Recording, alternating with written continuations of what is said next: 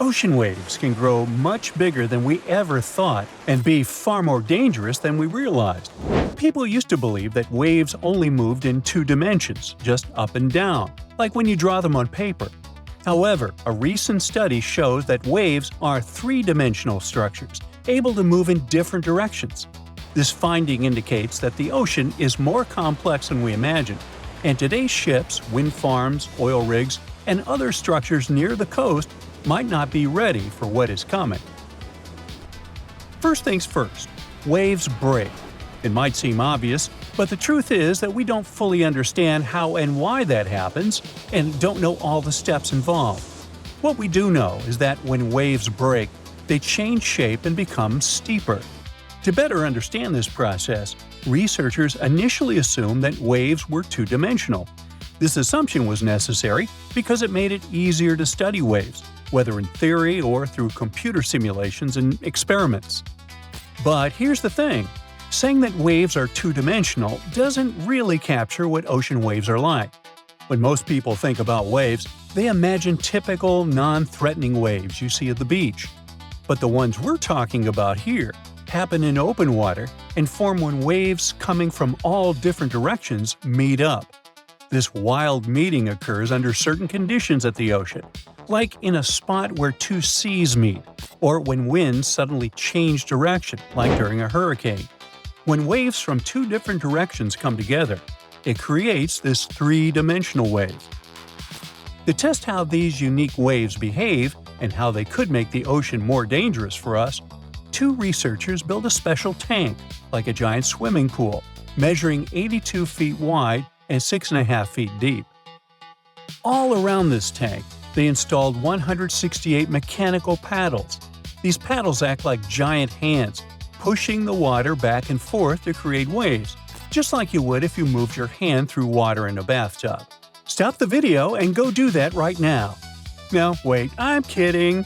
Anyways, the paddles can generate waves of varied sizes and shapes. Plus, they absorb incoming waves so that they don't bounce around the pool and mess up the tests. Beneath the tank, they put 28 huge fans that push water across the tank to simulate ocean currents, mimicking how ocean water moves. Altogether, they circulate around 2,400,000 liters of water in the tank. All of this was done to create a kind of mini-ocean, controlled by some really cool technology. Great! Everything was set, and it was time to test.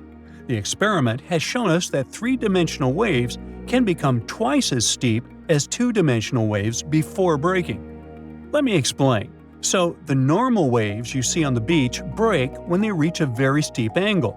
They have a limit, a maximum steepness, if you will. When that limit is crossed, the wave breaks.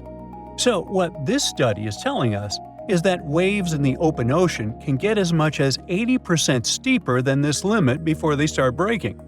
That also means they can get almost twice as high as normal waves before they start to break. But the researchers found something else that was interesting. Normally, when a wave breaks, it creates a white cap, that foamy part you see on top, and once it breaks, it's done. There's no going back. It's lost its energy. But when these multi-dimensional waves break, there is no white cap. They can only keep growing. That happens because the wave's energy isn't just concentrated in one direction, allowing waves to continue growing even after reaching the steepness limit when they're supposed to break. It's like these three-dimensional waves can redistribute energy and continue building up in the middle of the ocean. That means that together, these waves can grow 4 times steeper and larger than what we previously thought was possible. So, we are talking about bigger, massive waves that can suddenly appear in the middle of the ocean. It sounds scary to say the least. That's why, for our own safety, it's important to understand how this phenomenon occurs. Maybe buildings and homes along the beach aren't at such high risk from this. But these giant waves can pose a bigger threat to things that are in the middle of the sea, like oil rigs, wind farms, and boats.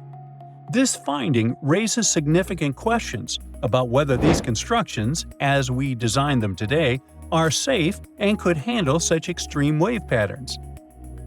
The thing is, sailors have been trying to warn us about this for centuries. In the 19th century, a French explorer named Jules Dumont d'Urville, well, I gave it a shot. He reported seeing rogue waves over 100 feet high during his voyages. Even though he was very experienced and respected, plus 3 other people confirmed that it had indeed happened, his story was discredited. Like this account, all other stories about massive and wild waves in the middle of the ocean were dismissed as myths, just tales sailors told to make their adventures sound more exciting. Hey, don't we all? Scientists only started taking these reports seriously in 1995, when a rogue wave was finally measured for the first time. The terrifying event happened at a gas platform in the North Sea, about 100 miles off the coast of Norway. The structure was built to withstand a wave of 64 feet, and even then, they thought a wave that big would only happen once every 10,000 years. But they definitely weren't ready for what happened on New Year's Day, when a monstrous 85-foot wave, 21 feet taller than predicted, hit the platform. In a more recent case from 2018, 8 men were on a 61-foot fishing vessel over 400 miles northeast of Hawaii's Big Island, when they suddenly got hit by a pair of rogue waves. One hit the back of the boat, and the other slammed into the side. It was too much to handle. A lot of water came over the top, flooding the boat and pulling it down to the depths. The crew had to abandon the ship and get into a lifeboat immediately. Thankfully, they were all rescued with no injuries at all.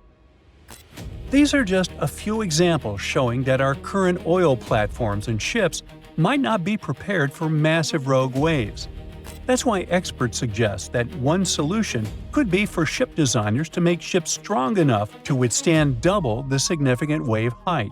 However, they'd probably need some convincing because of the increased costs. So, here is a pretty convincing fact. It's believed that between 2011 and 2018, 210 waves of this type were recorded around the world, but it's very likely that the real number is much higher. What triggers rogue waves is still somewhat of a mystery, but we know they are not caused by movement on the seabed. Instead, they seem to be more related to bad weather. In Tampa Bay, for example, most rogue waves come in from the west, especially when it's stormy or windy. But we can't say this is the main cause everywhere in the world, as experts believe there could be several other factors at play. What is really concerning is that rogue waves can strike without warning. The open sea can be completely calm when suddenly the whole scene turns into a fight for survival. So, can we actually predict this phenomenon? It looks like we can. In a very recent study, researchers created a computer system that uses measurements from buoys to predict unusually large waves 5 minutes before they happen. It can catch about 3 out of 4 rogue waves. While the system does have some false alarms, the researchers say that from a safety standpoint, knowing a rogue wave might happen is better than not knowing. And I think we can all agree on that. That's it for today. So hey, if you pacified your curiosity, then give the video a like and share it with your friends. Or if you want more, just click on these videos and stay on the bright side.